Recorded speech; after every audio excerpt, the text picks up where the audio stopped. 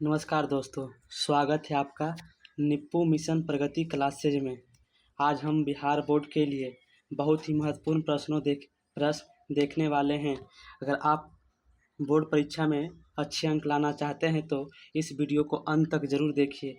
चलिए बिना समय बर्बाद किए क्लास को स्टार्ट करते हैं।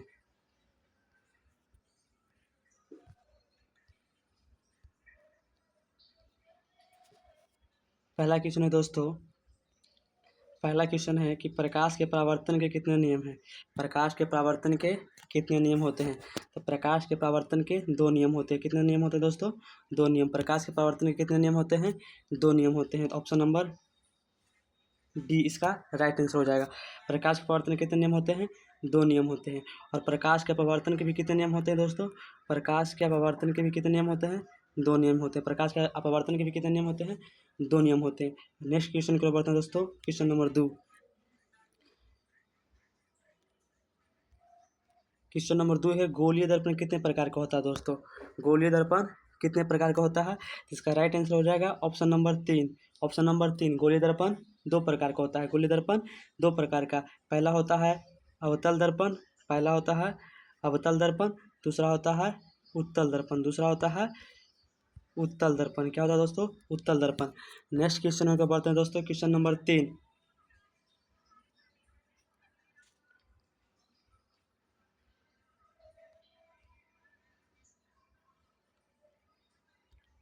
क्वेश्चन नंबर 3 है कि परावर्तन के नियम के अनुसार, परावर्तन के प्रकाश के परावर्तन के नियम के अनुसार कौन सा कथन सही है दोस्तों? कौन सा कथन सही है? तो आप लोग जानते हैं कि प्रकाश के परावर्तन के कितने नियम होता है? दो नियम होते हैं। कितने नियम? दो नियम। पहला होता है कि आपतित किरण, परावर्तित किरण तथा आपतन बिंदु पर खींचा गया अभिलंब तीनों क्या होता है? एक तल में होता है। क्या होता है दोस्तों? तीनों एक तल में होता है। क्या होता है? तीनों एक तल में।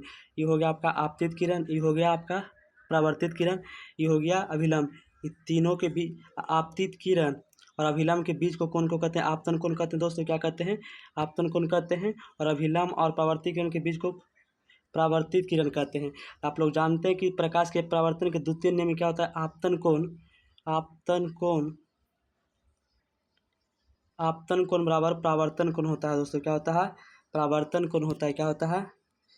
परावर्तन कोण होता है। क्या होता है दोस्तों? परावर्तन कोण होता है।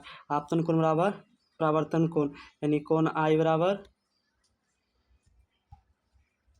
कोण आई बराबर कोण आर होता है दोस्तों। क्या होता है? कोण आई बराबर कोण आर होता है। इसका राइट आंसर क्या होगा दोस्तों? इसका राइट आंसर हो जाएगा, इसका राइट आंसर क्या हो जाएगा? Option number C. क्या हो जाएगा? Option number C. Option number C. देखिए ऑप्शन नंबर सी में क्या है दोस्तों?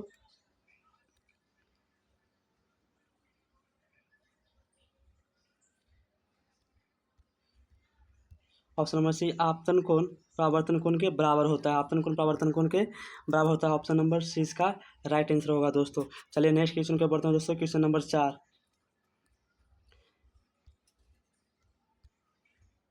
क्वेश्चन नंबर 4 में कि वाहन के पीछे देखने के लिए दर्पण के प्रयोग में किसका प्रयोग किया जाता है? वाहन के पीछे देखने के लिए किस दर्पण का प्रयोग किया जाता है? तो वाहन के पीछे यानी साइड मिरर के रूप में। क्या दोस्तों? साइड मिरर, साइड मिरर के रूप में, साइड मिरर के रूप में किस दर्पण का उपयोग किया जाता है? इसका राइट आंसर हो जाएगा उत्तल दर्पण। क्या हो जाएगा दोस्तों? उत्तल दर्पण का प्रयोग किया जाता है। चलिए नेक्स्ट क्वेश्चन की ओर बढ़ते हैं दोस्तों। Question number 5। क्वेश्चन नंबर 5 में क्या है दोस्तों? क्वेश्चन नंबर 5 में क्या है कि सेविंग करने के लिए, सेविंग यानी दाढ़ी बनाने के लिए, दाढ़ी बनाने के लिए किस दर्पण का उपयोग किया जाता है? तो इसका राइट आंसर हो जाएगा दोस्तों अवतल दर्पण का प्रयोग किया जाता है। सेविंग करने के लिए किस दर्पण का उपयोग किया जाता है? अवतल दर्पण का प्रयोग किया जाता है। चलिए नेक्स्ट क्वेश्चन को बढ़ते हैं तो क्वेश्चन नंबर 6। उत्तल दर्पण द्वारा बना प्रतिबिंब कैसा होता है दोस्तों? उत्तल दर्पण द्वारा बना प्रतिबिंब कैसा होता है दोस्तों? तो इसका ऑप्शन नंबर ए में है वास्तविक और बड़ा, वास्तविक और बड़ा, बी में है वास्तविक और छोटा, सी में है आभासी और सीधा एवं छोटा, डी में है वास्तविक और उल्टा, वास्तविक और उल्टा। तो इसका राइट आंसर हो जाएगा दोस्तों आभासी, सीधा और बड़ा, छोटा, आभासी, सीधा और छोटा। नेक्स्ट क्वेश्चन की ओर बढ़ते हैं दोस्तों। Question number 7। क्वेश्चन नंबर 7 में है कि दर्पण की फोकस दूरी किसके बराबर होता है? दर्पण की फोकस दूरी किसके बराबर होती है? एफ बराबर आर बटा 2, एफ बराबर r/2, F बराबर r/2 होती है। तो यहाँ से निकालिए आप लोग कि r बराबर क्या हो जाएगा, r बराबर क्या हो जाएगा, तो 2f होगा। r बराबर क्या होगा, 2f, r बराबर क्या होगा, 2f होगा। तो इसका राइट आंसर खोजिए क्या होगा दोस्तों, कि वक्रता त्रिज्या की आधी होती है, वक्रता त्रिज्या की आधी होती है। इसका राइट आंसर क्या होगा दोस्तों, वक्रता त्रिज्या की आधी होती है। वक्रता,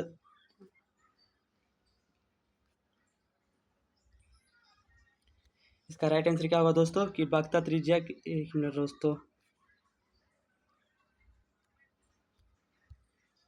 फोकस दूरी f है, उसकी दूरी किसके बराबर होती है, यानी f बराबर r/2, f बराबर r/2 होता है, f बराबर r/2 होता है, f बराबर r/2 होता है, बराबर r/2। तो इसका राइट आंसर क्या हो जाएगा दोस्तों, कि वक्रता त्रिज्या की आधी होती है। Option number B, option number B.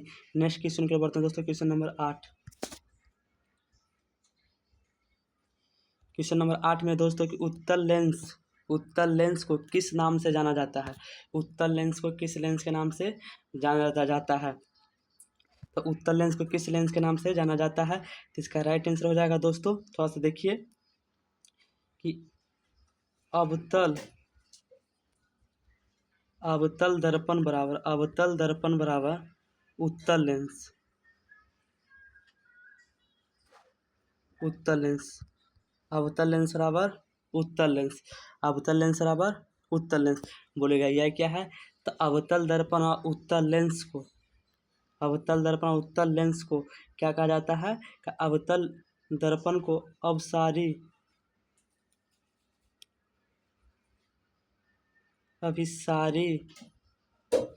बोलेगा आपसे कि अवतल दर्पण को कौन सा दर्पण कहा जाता है, तो अभिसारी दर्पण कहा जाता है।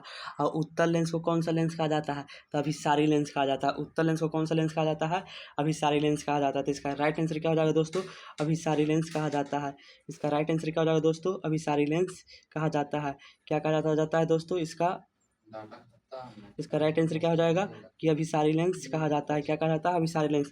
और अपसारी लेंस अवतल लेंस को कहा जाता है, अपसारी लेंस अवतल लेंस को कहा जाता है, अपसारी लेंस अवतल लेंस को कहा जाता है। यानी अवतल लेंस बराबर उत्तल दर्पण, अवतल लेंस बराबर उत्तल दर्पण। चलिए नेक्स्ट क्वेश्चन को बढ़ते हैं दोस्तों, क्वेश्चन नंबर 9। देखिए अभी जस्ट वही क्वेश्चन करवाएं, वही क्वेश्चन आ गया। बोल रहा है 9 में, कि अवतल लेंस को किस नाम से जाना जाता है, तो अवतल लेंस को किस नाम से जाना जाता है, तब सारी लेंस के नाम से जाना जाता है। किस लेंस के, अभी सारी लेंस के नाम से जाना जाता है। नेक्स्ट क्वेश्चन के लिए दोस्तों बढ़ते हैं, क्वेश्चन नंबर 10। कि लेंस की क्षमता कैसा है, मात्रा क्या होता है, तो लेंस की क्षमता कैसा है, मात्रा क्या होता है दोस्तों, तो ये होता है डायोप्टर। क्या होता है, डायोप्टर। क्या होता है, डायोप्टर। क्या होता है दोस्तों, डायोप्टर होता है। लेकिन इसका एक्चुअल एसआई मात्रक होता है 1/मीटर, 1/मीटर। इसी को कहते हैं मीटर इनवर्स। क्या कहते हैं दोस्तों, मीटर इनवर्स। दोनों पॉइंट याद रखिएगा। नेक्स्ट क्वेश्चन के बढ़ते हैं दोस्तों, क्वेश्चन नंबर 11। क्वेश्चन नंबर 11, प्रकाश के अपवर्तन किस कारण होता है, तो प्रकाश का अपवर्तन किस कारण होता है, तो इसका राइट आंसर होगा ऑप्शन नंबर ए में किया है, प्रकाश के चाल में परिवर्तन, बी में प्रकाश में रंग में परिवर्तन, सी में तापमान में परिवर्तन। इसका राइट आंसर क्या होगा दोस्तों, इसका राइट आंसर होगा प्रकाश की चाल में परिवर्तन, प्रकाश की चाल में परिवर्तन। नेक्स्ट क्वेश्चन को बढ़ते हैं दोस्तों, question number 12। Question number 12, question number पढ़िए, कि निकट दृष्टि दोष को दूर करने के लिए, निकट दृष्टि दोष को दूर करने के लिए किस लेंस का प्रयोग किया जाता है। तो निकट दृष्टि को दूर करने के लिए किस लेंस का प्रयोग किया जाता है, ये हम ऑलरेडी पहले पिछला क्लास में करा चुके हैं, कि निकट दृष्टि दोष को दूर करने के लिए 3 गोला में 4 गो, 3 गोला में 4 गो, तो निकट 3 गो, तो आंसर क्या होगा, तो 3 गोला में 4 गो, तो अवतल लेंस। क्या होगा दोस्तों, अवतल लेंस होगा। और पूछ देगा कि दूरदृष्टि दोष को दूर करने के लिए, तो 2 गोला में 3 गो, तो हो जाएगा उत्तल लेंस। क्या हो जाएगा दोस्तों, उत्तल लेंस। क्या हो जाएगा, उत्तल लेंस। जब आपसे निकट दृष्टि दोष बोलेगा तो अवतल लेंस, और दूर दृष्टि दोष बोलेगा तो उत्तल लेंस। चलिए नेक्स्ट क्वेश्चन को बढ़ते हैं दोस्तों, क्वेश्चन नंबर 13।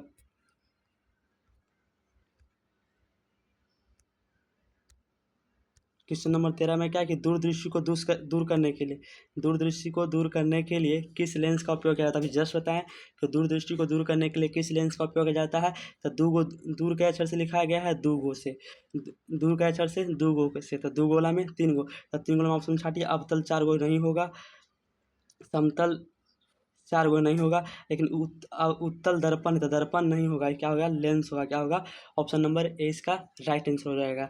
और अगला क्वेश्चन को बढ़ते हैं दोस्तों, question number 14। Question number 14 question number 14 क्या है कि आवर्धक आवर्धक कांच में किस प्रकार का लेंस पाया जाता है। आवर्धक कांच में किस प्रकार का लेंस पाया जाता है, तो उत्तल लेंस पाया जाता है। कौन सा लेंस, उत्तल लेंस। और जो हमारा आँख है, जो हमारा आँख है, आँख का भी व्यवहार किस लेंस का तरह होता है, उत्तल लेंस की तरह कार्य करता है। किस लेंस का, उत्तल लेंस। आप लोग बताइए कि उत्तल लेंस की फोकस दूरी कैसी होती है। उत्तल लेंस की फोकस दूरी कैसी होती है, आप लोग बताइए। उत्तल लेंस की फोकस दूरी कैसी होती है। उत्तल लेंस की फोकस दूरी, उत्तल लेंस की फोकस दूरी, उत्तल लेंस की फोकस दूरी कैसी होती है। उत्तल लेंस की फोकस दूरी कैसी होती है, बताइए आप लोग। उत्तल लेंस की फोकस दूरी कैसी होती है, तो उत्तल लेंस की फोकस दूरी धनात्मक होती है। कैसी होती है दोस्तों, धनात्मक होती है। कैसी होती है, धनात्मक होती है। आप बोल देगा अवतल लेंस, क्या बोल देगा, अवतल लेंस। अवतल अवतल लेंस की फोकस दूरी क्या होता है, तो अवतल लेंस की फोकस दूरी ऋणात्मक होती है। कैसी होती है, ऋणात्मक होती है। नेक्स्ट क्वेश्चन को बढ़ते हैं दोस्तों, क्वेश्चन नंबर 15। क्वेश्चन नंबर 15 में क्या है दोस्तों कि कैमरे में सामान्यतः किस प्रकार का लेंस होता है। कैमरे में सामान्यतः किस प्रकार का लेंस होता है, इसका राइट आंसर होगा उत्तल लेंस की तरह। किस लेंस की तरह, उत्तल लेंस की तरह। उत्तल लेंस की तरह ही हमारा आँख कार्य करता है दोस्तों, ये भी याद रखिएगा। चलिए नेक्स्ट क्वेश्चन की ओर बढ़ते हैं दोस्तों, क्वेश्चन नंबर 16। क्वेश्चन नंबर 16 पढ़िए आप लोग। क्वेश्चन नंबर 16 पढ़िए। प्रकाश की चाल सबसे अधिक किस माध्यम में होती है। प्रकाश की चाल सबसे अधिक किस किस माध्यम में होती है, तो प्रकाश की चाल सबसे ज़्यादा निर्वात में होती है दोस्तों। कितना होती है, 3 × 10⁸ मीटर प्रति सेकेंड। 3 × 10⁸ मीटर प्रति सेकेंड। ऑप्शन में मीटर प्रति सेकेंड नहीं रहेगा, तो आपके ऑप्शन में रहेगा 3 × 10⁻, सॉरी, एक मिनट रुकिए दोस्तों। 3 × 10⁵ किलोमीटर प्रति घंटा रहता है। कितना रहता है, 5 किलोमीटर प्रति घंटा रहता है। चलिए नेक्स्ट क्वेश्चन को बढ़ते हैं दोस्तों, क्वेश्चन नंबर 16। तो इसका राइट आंसर क्या होगा दोस्तों, इसका राइट आंसर क्या हो जाएगा, तो इसका राइट आंसर प्रकाश की चाल सबसे अधिक किस माध्यम में होती है। इसका आंसर राइट आंसर होगा बी, निर्वात में सबसे ज़्यादा होता है। नेक्स्ट क्वेश्चन को बढ़ते हैं, क्वेश्चन नंबर 17। क्वेश्चन नंबर 17 में क्या करा दोस्तों कि वास्तविक प्रतिबिंब को कहाँ प्राप्त किया जा सकता है। वास्तविक प्रतिबिंब को कहाँ पर प्राप्त किया जा सकता है। वास्तविक प्रतिबिंब को कहाँ पर प्राप्त किया जा सकता है, तो वास्तविक प्रतिबिंब को पर्दे पर प्राप्त किया जा सकता है, लेकिन आभासी प्रतिबिंब को पर्दे पर प्राप्त नहीं किया जा सकता। आभासी प्रतिबिंब को पर्दे पर प्राप्त नहीं किया जा सकता है, लेकिन वास्तविक प्रतिबिंब को पर्दे पर प्राप्त किया जा सकता है। इसका right answer option number B. आप पूछ देगा आपसे कि आभासी प्रतिबिंब को पर्दे पर प्राप्त नहीं किया जाता है। चलिए नेक्स्ट क्वेश्चन को बढ़ते हैं दोस्तों, क्वेश्चन नंबर 18। आभासी प्रतिबिंब को क्या विशेषता, आभासी प्रतिबिंब की क्या विशेषता। ऑप्शन में पर्दे पर प्राप्त किया जा सकता है, ऑप्शन बी है पर्दे पर प्राप्त नहीं किया जा सकता है, ऑप्शन सी में है हमेशा उल्टा होता है, ऑप्शन डी में हमेशा वास्तविक होता है। अभी जस्ट बताएं कि आभासी प्रतिबिंब को पर्दे पर प्राप्त किया जा सकता है, आभासी प्रतिबिंब को पर्दे पर प्राप्त किया जा सकता है, इसलिए इसका ऑप्शन नंबर ए इसका राइट आंसर होगा। चलिए नेक्स्ट क्वेश्चन को बढ़ते हैं, क्वेश्चन नंबर 19। क्या बोल रहा है कि जब प्रकाश 19 में क्या बोल रहा है कि जब प्रकाश विरल माध्यम से सघन माध्यम में जाता है, प्रवेश करता है, तो वह क्या होता है। जब प्रकाश विरल माध्यम से सघन माध्यम में जाता है तो क्या होता है। जब प्रकाश विरल माध्यम से सघन माध्यम में जाता है दोस्तों, तो क्या होता है। इसका राइट आंसर हो जाएगा कि अभिलंब से दूर मुड़ता है। क्या होता है, अभिलंब से दूर मुड़ता है। जब विरल माध्यम से बोलेगा, विरल विरल से सघन, विरल से सघन बोलेगा, विरल से सघन, अभिलंब की ओर मुड़ता है, लेकिन बोल देगा सघन से विरल, सघन से विरल, तब अभिलंब से दूर हटती है। अभिलंब से क्या होती है दोस्तों, दूर हटती है। जब विरल से बोलेगा सघन तो अभिलंब की ओर मुड़ती है, लेकिन सघन से विरल बोलेगा तो अभिलंब से दूर हटती है। चलिए नेक्स्ट क्वेश्चन के बढ़ते हैं दोस्तों, क्वेश्चन नंबर 20। क्वेश्चन नंबर 20 में कि जब प्रकाश सघन माध्यम से विरल, अभी जस्ट बताएं, जब प्रकाश सघन माध्यम से विरल माध्यम जाती है तो अभिलंब की ओर मुड़ती है, अभिलंब की ओर मुड़ती है। क्या होती है दोस्तों, अभिलंब की ओर मुड़ती है। चलिए नेक्स्ट क्वेश्चन को बढ़ते हैं दोस्तों, क्वेश्चन नंबर 21। किस नंबर क्वेश्चन क्या है कि मानव नेत्र में किस प्रकार का लेंस पाया जाता है। अभी जस्ट बताएं दोस्तों कि मानव नेत्र में किस प्रकार का लेंस पाया जाता है, तो उत्तल लेंस पाया जाता है। कौन सा लेंस? उत्तल लेंस पाया जाता है। कौन सा लेंस पाया जाता है दोस्तों? उत्तल लेंस पाया जाता है। कौन सा लेंस पाया जाता है? उत्तल लेंस। कौन सा लेंस दोस्तों? उत्तल लेंस पाया जाता है। मानव नेत्र में किस प्रकार का लेंस पाया जाता है? उत्तल लेंस। चलिए नेक्स्ट क्वेश्चन को बढ़ते हैं दोस्तों, क्वेश्चन नंबर 21। क्वेश्चन नंबर 21 पढ़िए आप लोग। इस क्वेश्चन नंबर 21 पढ़िए आप लोग, क्या बोल रहा है कि परावर्तन में आपतित किरण, परावर्तन में आपतित किरण, परावर्तित किरण तथा विलंब कहाँ होते हैं। परावर्तन में आपतित किरण, परावर्तित किरण तथा विलंब कहाँ होते हैं? कहाँ होते हैं? तो अलग अलग तल पर होते हैं। क्या होते हैं दोस्तों? अलग अलग तल पर होते हैं। अभी जस्ट आप लोग को हम बताएं कि ई हो गया आपका आपतन बिंदु। क्या हो गया? आपतन बिंदु। एक मिनट रुकिए। ये हो गया आपका आपतन बिंदु, ये हो गया आपका आपतन बिंदु, ये हो गया आपतित किरण, ये हो गया परावर्तित किरण। क्या होगा दोस्तों? ये परावर्तित किरण। आई अभिलंब हो गया। क्या हो गया? अभिलंब। अब बताइए तीनों क्या है? अलग अलग तल पर है कि नहीं? तीनों क्या अलग अलग तल पर है कि नहीं? ये चलिए नेक्स्ट क्वेश्चन को बढ़ते हैं दोस्तों, क्वेश्चन नंबर 23। क्वेश्चन नंबर 23 पढ़िए कि प्रकाश की किरण, किरणों के अध्ययन को क्या कहते हैं। प्रकाश के किरणों के अध्ययन को क्या कहते हैं दोस्तों? तो प्रकाश के किरणों के अध्ययन को क्या कहते हैं? प्रकाशिकी कहते हैं। क्या कहते हैं दोस्तों? प्रकाशिकी कहते हैं। क्या कहते हैं? प्रकाशिकी कहते हैं। प्रकाश के किरणों के अध्ययन को क्या कहते हैं? प्रकाशिकी कहते हैं। चलिए नेक्स्ट क्वेश्चन को बढ़ते हैं दोस्तों, question number 24। Question number 24, question number 24 पढ़िए दोस्तों कि एक डायोप्टर किसके बराबर होता है। एक डायोप्टर किसके बराबर होता है? तो एक डायोप्टर 1 मीटर के बराबर होता है। क्या होता है दोस्तों? एक डायोप्टर 1 मीटर के बराबर होता है। तो एक डायोप्टर किसके बराबर होता है? तो एक डायोप्टर 1 मीटर के बराबर होता है। और डायोप्टर जो है वो लेंस की क्षमता कैसा है मात्रक है। लेंस की क्षमता कैसा मात्रक क्या होता है दोस्तों? डायोप्टर होता है। चलिए नेक्स्ट क्वेश्चन की ओर बढ़ते हैं दोस्तों, क्वेश्चन नंबर 25। क्वेश्चन नंबर 25 पढ़िए कि अवतल दर्पण का मुख्य फोकस कहाँ स्थित होता है। अवतल अवतल दर्पण का मुख्य फोकस कहाँ स्थित होता है। तो अवतल दर्पण का मुख्य फोकस कहाँ स्थित होता है? तो दर्पण के सामने होता है। क्या होता है? अवतल दर्पण के सामने होता है। अवतल दर्पण का मुख्य फोकस कहाँ होता है? दर्पण के सामने। अब बोल देगा आपका उत्तल दर्पण रह गया। क्या रह गया दोस्तों? उत्तल दर्पण रह गया। क्या रह गया? उत्तल दर्पण की फोकस कहाँ होता है? तो दर्पण के पीछे होता है। दर्पण के पीछे होता है। अवतल दर्पण रहेगा तो दर्पण के सामने, उत्तल रहेगा तो दर्पण के पीछे। चलिए नेक्स्ट क्वेश्चन को बढ़ते हैं दोस्तों, क्वेश्चन नंबर 26।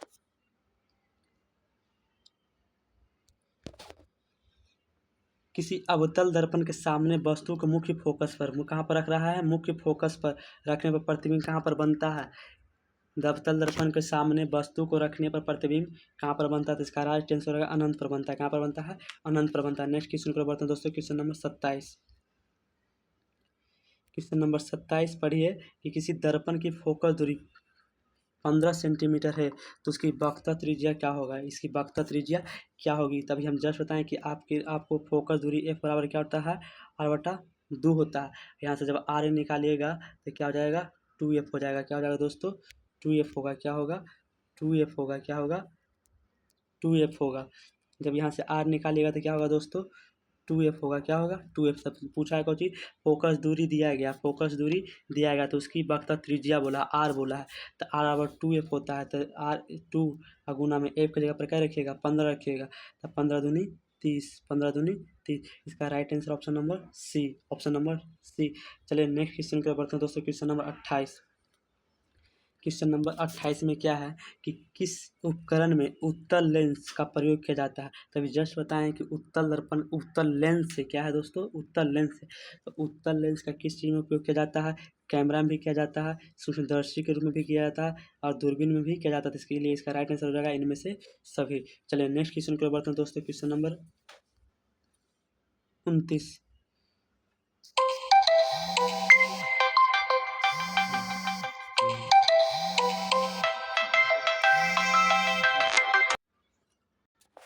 क्या है क्वेश्चन दोस्तों? क्वेश्चन पढ़िए आप लोग, क्वेश्चन पढ़िए, क्वेश्चन पढ़िए आप लोग। क्वेश्चन क्या है कि निम्नलिखित में कौन सा कथन अवतल लेंस के बारे में, अवतल लेंस के बारे में सही है, अवतल लेंस के बारे में सही है, अवतल लेंस के बारे में क्या है दोस्तों, सही है। तो ऑप्शन नंबर में यह केवल वास्तविक प्रतिबिंब बनाता है। ऑप्शन बी में यह हमेशा आभासी सीधा और छोटा प्रतिबिंब बनाता है। ऑप्शन सी में हमेशा बड़ा प्रतिबिंब बनाता है या प्रकाश को अवशोषित करता है। तो इसका राइट आंसर क्या हो जाएगा दोस्तों, इसका राइट आंसर क्या हो जाएगा, ऑप्शन नंबर बी, यह हमेशा वस्तु, यह हमेशा वस्तु, यह हमेशा वस्तु, यह हमेशा आभासी सीधा और छोटा छोटा आभासी प्रतिबिंब बनाता है। चलिए नेक्स्ट क्वेश्चन की ओर बढ़ते हैं दोस्तों, क्वेश्चन नंबर 30।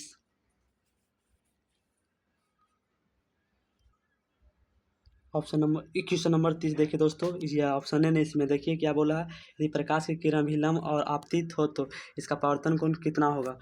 चलिए आगे बढ़िए, क्वेश्चन है ऑप्शन है इसमें। चलिए नेक्स्ट क्वेश्चन देखिए दोस्तों, नेक्स्ट क्वेश्चन पढ़िए आप लोग, नेक्स्ट क्वेश्चन पढ़िए आप लोग, क्या है, उत्तल दर्पण, उत्तल दर्पण की प्रमुख विशेषता क्या है।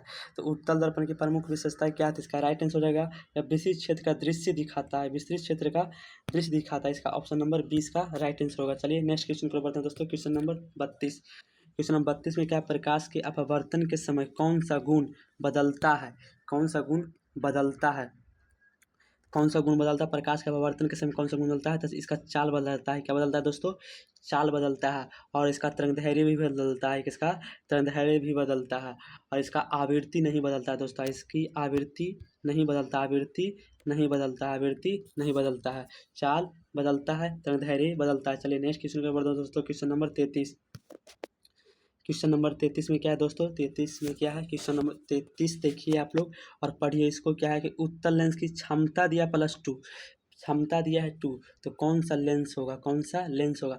तभी आपको हम जस्ट बताएं दोस्तों कि जब प्लस रहेगा, क्या रहेगा, प्लस, किसकी फोकस दूरी प्लस होती है, तो आप बोलिएगा किस, उत्तल लेंस की होती है, और बोलिएगा उत्तल दर्पण का भी होता है, उत्तल दर्पण, उत्तल लेंस की फोकस दूरी प्लस और उत्तल दर्पण लेंस दर्पण की फोकस दूरी प्लस, लेकिन जब माइनस रह जाएगा तो ये अवतल हो जाएगा दोस्तों, क्या हो जाएगा, अवतल लेंस की फोकस दूरी भी ऋणात्मक, और दर्पण लेंस रहे चाहे दर्पण रहे, दोनों की फोकस दूरी क्या होती है,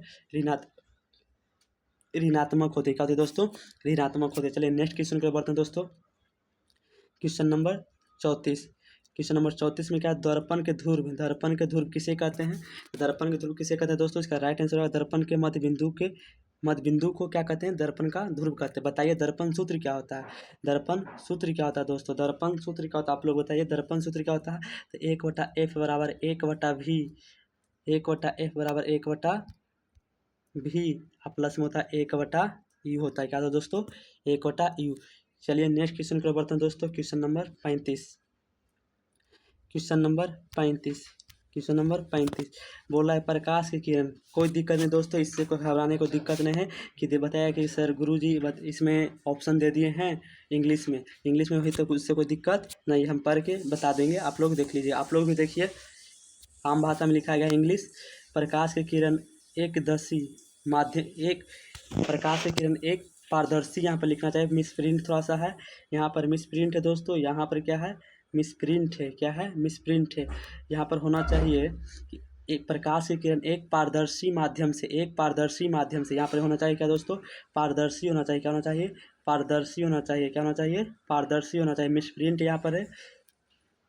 प्रकाश की किरण एक पारदर्शी माध्यम से दूसरे पारदर्शी माध्यम में जाने पर दिशा परिवर्तन अर्थात मुड़ने की घटना को क्या कहते हैं। तो प्रकाश की किरण एक पारदर्शी माध्यम से दूसरे पारदर्शी माध्यम में जाने पर दिशा परिवर्तन मुड़ने की घटना को क्या कहते हैं। चलिए ऑप्शन देखते हैं, पहला प्रकाश का परावर्तन कहते हैं, ऑप्शन बी है प्रकाश का अपवर्तन कहते हैं, ऑप्शन सी में है प्रकाश का पूर्ण परावर्तन कहते हैं, और ऑप्शन डी में इनमें से सभी। तो प्रकाश की किरण एक पारदर्शी माध्यम से दूसरे पारदर्शी माध्यम में जाने पर दिशा परिवर्तन अर्थात मुड़ने की घटना को क्या कहते हैं, प्रकाश का अपवर्तन कहते हैं, क्या कहते हैं दोस्तों, प्रकाश का अपवर्तन कहते हैं। चलिए नेक्स्ट क्वेश्चन को बढ़ते हैं दोस्तों, क्वेश्चन नंबर 36 नहीं है, 36 नहीं है, 37 देखिए आप लोग, क्वेश्चन नंबर 37, उत्तल लेंस द्वारा बना प्रतिबिंब कैसा होता है, उत्तल लेंस के द्वारा बना प्रतिबिंब कैसा होता है, तो इसका राइट आंसर है उल्टा और वास्तविक, उल्टा और वास्तविक। नेक्स्ट क्वेश्चन की ओर बढ़ते हैं दोस्तों, क्वेश्चन नंबर 38। क्वेश्चन नंबर 38 देखिए कि निम्नलिखित में से किसमें अवतल दर्पण का उपयोग किया जाता है। अभी जस्ट बताएं, अवतल दर्पण का उपयोग किस चीज़ में, सेविंग दर्पण के रूप में, किस रूप में, सेविंग दर्पण के रूप में। चलिए नेक्स्ट क्वेश्चन की ओर बढ़ते हैं दोस्तों, क्वेश्चन नंबर 39। क्वेश्चन नंबर 39 में क्या है दोस्तों कि किसी समतल दर्पण के सामने 8 सेंटीमीटर लंबा वस्तु की प्रतिबिंब की लंबाई कितनी होगी। प्रतिबिंब की लंबाई कितनी होगी। यदि किसी समतल दर्पण के सामने 8 सेंटीमीटर लंबा वस्तु की रखी प्रतिबिंब की लंबाई कितनी होगी। तो क्वेश्चन आप लोग के HW में रहेगा। क्वेश्चन आप लोगों को HW रहेगा। इसका आंसर आप लोग कमेंट में बताइएगा या नेक्स्ट क्लास में इसका आंसर आप लोग बताइएगा। नेक्स्ट क्लास में आप लोग के लिए क्वेश्चन हम लेके आएंगे और इस क्वेश्चन को आप HW में बताइएगा। चलिए नेक्स्ट क्वेश्चन बताइए आप लोग। Question number 40। क्वेश्चन नंबर 40 आप लोग बताइए दोस्तों। क्वेश्चन नंबर 40 में क्या है, प्रकाश के परावर्तन, लगता है रिपीट हो गया है जी, अपवर्तन होगा। अपवर्तन जब पर अपवर्तन जब पर परावर्तन जब पर अपवर्तन है दोस्तों, ध्यान दीजिएगा। प्रकाश के अपवर्तन के कितने नियम होते हैं। 2 नियम होते हैं। कितने नियम होते हैं। 2 नियम होते हैं। कोई बताइएगा, आप लोग बताइएगा कि अपवर्तन के द्वितीय नियम को किस नियम के नाम से जाना जाता है। अपवर्तन का जो द्वितीय नियम है उसे किस नियम के नाम से जाना जाता है। तो अपवर्तन के द्वितीय नियम को किस नियम से जाना जाता है, बताइए आप लोग। अपवर्तन के द्वितीय नियम को किस नियम के नाम से जाना जाता है। तो अपवर्तन के द्वितीय नियम को स्नेल का नियम से जानते हैं। कौन सा नियम। स्नेल का नियम। कौन सा नियम। स्नेल का नियम। कौन सा दोस्तों। स्नेल के नियम के नाम से जानते हैं। कौन सा नियम। स्नेल का नियम के नाम से जानते हैं। और स्नेल का नियम क्या बताता है, साइन आई बराबर साइन आई बटा साइन आर। साइन आई बटा साइन आर। तो स्नेल का नियम क्या बताता है, साइन आई बटा साइन आर। चलिए नेक्स्ट क्वेश्चन की ओर बढ़ते हैं दोस्तों। Question number 41। क्वेश्चन नंबर 41 में क्या है, पढ़िए क्वेश्चन आप लोग। क्वेश्चन नंबर 41 आप लोग पढ़िए कि निकट दृष्टि दोष को दोष से पीड़ित व्यक्ति को कौन सी वस्तु दिखाई नहीं देती है।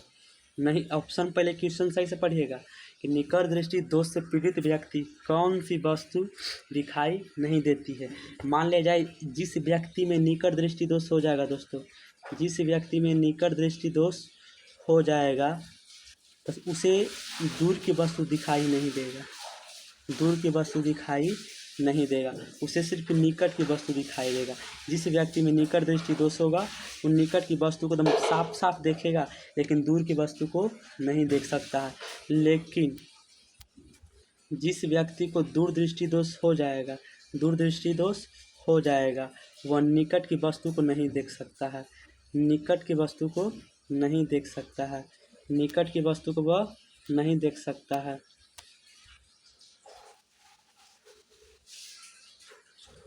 जिस व्यक्ति में दूरदृष्टि दोष हो जाएगा दोस्तों वो निकट की वस्तु को साफ साफ नहीं देख सकता है, दूर की वस्तु को वो साफ साफ देख सकता है। तो जिस व्यक्ति में निकट दृष्टि दोष होता है वह दूर की वस्तु को नहीं देख सकता है, और जिस व्यक्ति में दूर दृष्टि दोष होता है वो निकट की वस्तु को नहीं देख सकता है। तो जिस व्यक्ति में निकट दृष्टि दोष होगा वो निकट की वस्तु को सिर्फ देखेगा, और जिस व्यक्ति में दूर दृष्टि होगा वो दूर की वस्तु को देखेगा। और निकट दृष्टि को दूर करने के लिए किस लेंस का उपयोग किया जाता है, तो 3 गोला में 4 गो। कौन 3 गोला में 4 गो, तो अवतल लेंस। कौन सा लेंस, अवतल लेंस। और 2 गोला में 3 गो, तो उत्तल लेंस। को दिक्कत यहाँ तक दोस्तों। चलिए इसका राइट आंसर खोजते हैं। क्या हो जाएगा कि निकट दृष्टि दोष से पीड़ित व्यक्ति कौन सी वस्तु को स्पष्ट नहीं देख सकती है। स्पष्ट नहीं देख सकती है, तो दूर की वस्तु को स्पष्ट नहीं देख सकती है, लेकिन निकट की वस्तु को साफ साफ देख सकती है। निकट की वस्तु को साफ साफ देख सकती है। चलिए नेक्स्ट क्वेश्चन की ओर बढ़ते हैं दोस्तों।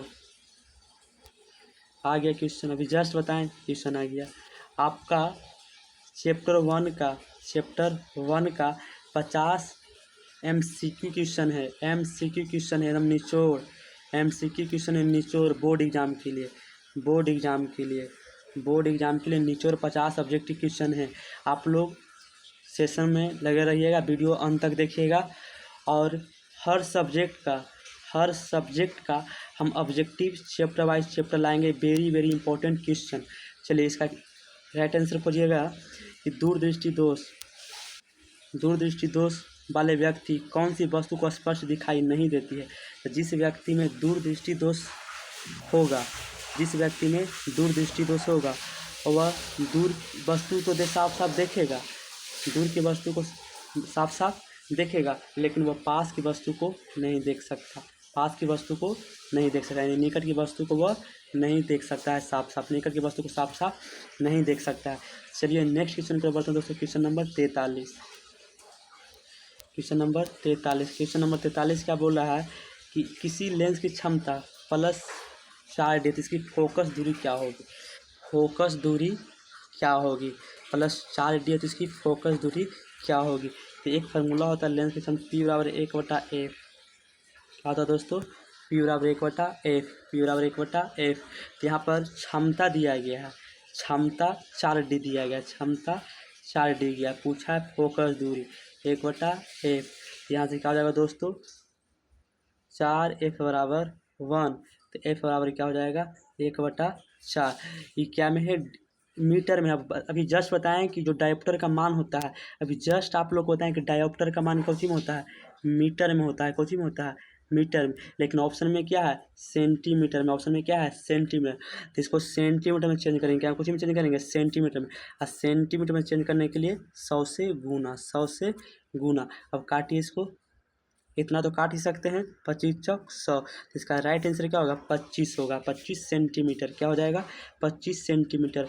इसका राइट आंसर क्या होगा, 25 सेंटीमीटर होगा। क्या होगा दोस्तों, 25 सेंटीमीटर होगा, 25 सेंटीमीटर होगा। चलिए नेक्स्ट क्वेश्चन की ओर बढ़ते हैं दोस्तों। Question number 44। अच्छा आप लोग बताइए P बराबर क्या होता है। P बराबर क्या होता है, P बराबर होता है 1/f।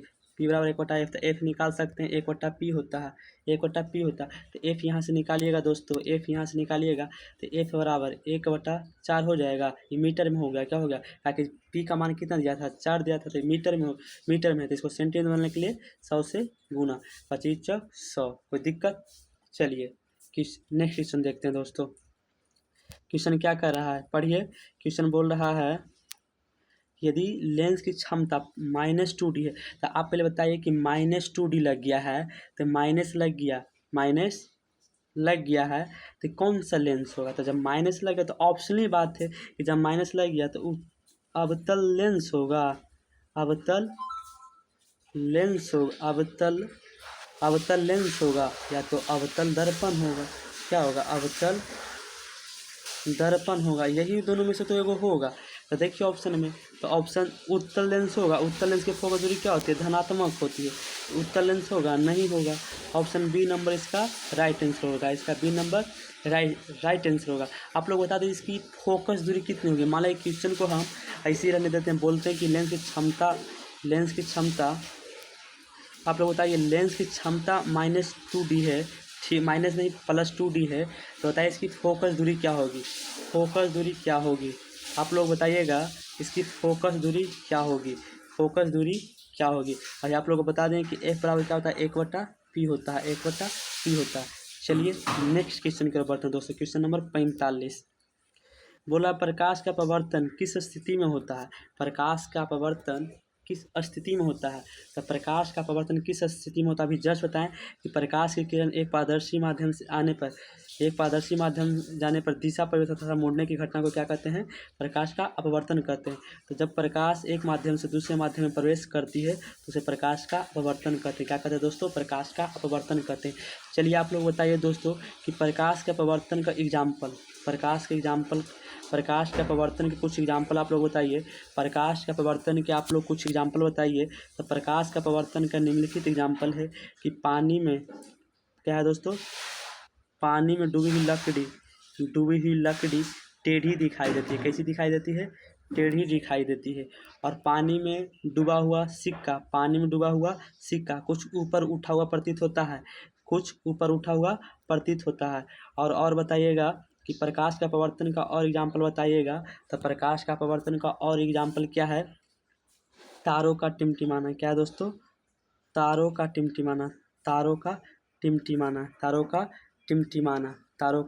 टिमटिमाना। और एग्जाम्पल बताइएगा, और आप लोग एग्जाम्पल बताइए तारों का टिमटिमाना। और एग्जाम्पल क्या है कि सूर्य रक्ताप लाल कैसा प्रतीत हो शाम के समय में, ये हो गया आपका अपवर्तन के कारण ही। चलिए नेक्स्ट क्वेश्चन की ओर बढ़ते हैं दोस्तों। क्वेश्चन नंबर 46 क्वेश्चन नंबर 46 में यह देखिए किस तरह से प्रिंट आउट पीपीटी बनाया है।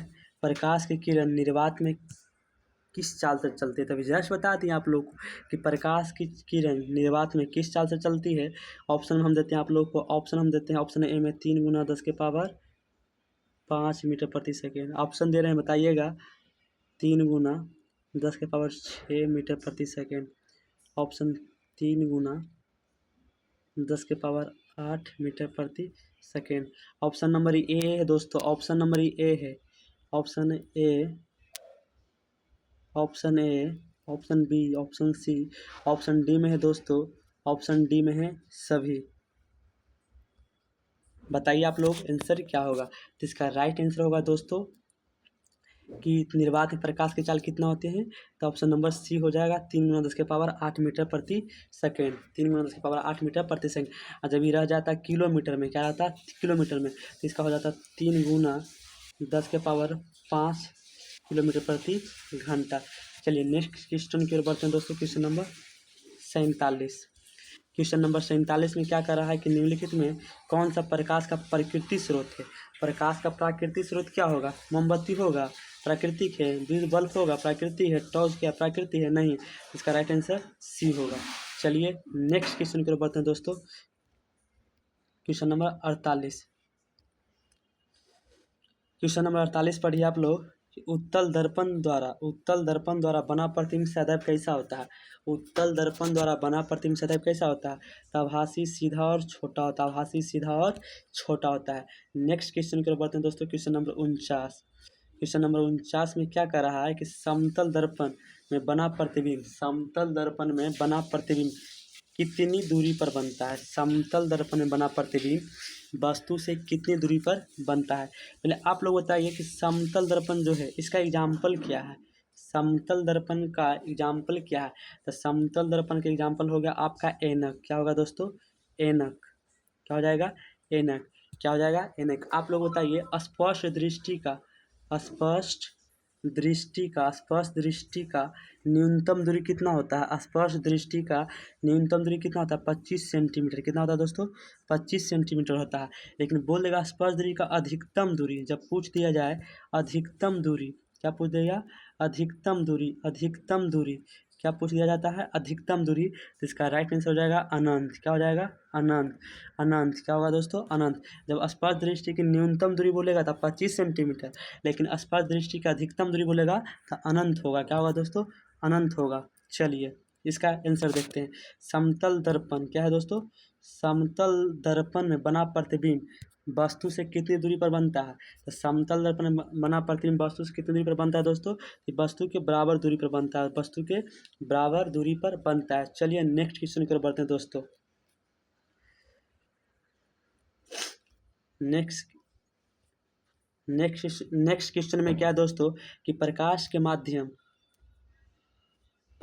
के अध्ययन की शाखा को क्या कहते हैं। प्रकाश के अध्ययन की शाखा को क्या कहते हैं, लगता है रिपीट क्वेश्चन है। प्रकाश के अध्ययन की शाखा को क्या कहते हैं। ये क्वेश्चन HW में रहेगा दोस्तों। क्वेश्चन HW में रहेगा आप लोगों के लिए। क्वेश्चन HW में रहेगा। 50 नंबर क्वेश्चन HW में रहेगा दोस्तों। तो दोस्तों आज की क्लास यहीं समाप्त होती है। अगर यह वीडियो आपके लिए उपयोगी रहा हो, यदि आपके लिए उपयोगी रहा हो तो इसे अपने दोस्तों के साथ ज़रूर शेयर करें। चैनल पर नए आए हैं तो शेयर ज़रूर करें। चैनल पर नए आए हैं तो निप्पू मिशन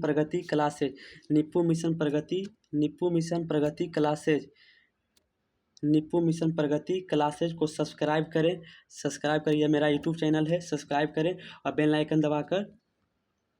आइकन दबाएं ताकि आने वाली सभी महत्वपूर्ण क्लासेस की जानकारी सबसे पहले आपको मिले। धन्यवाद। मिलते हैं अगली क्लास में। जय हिंद।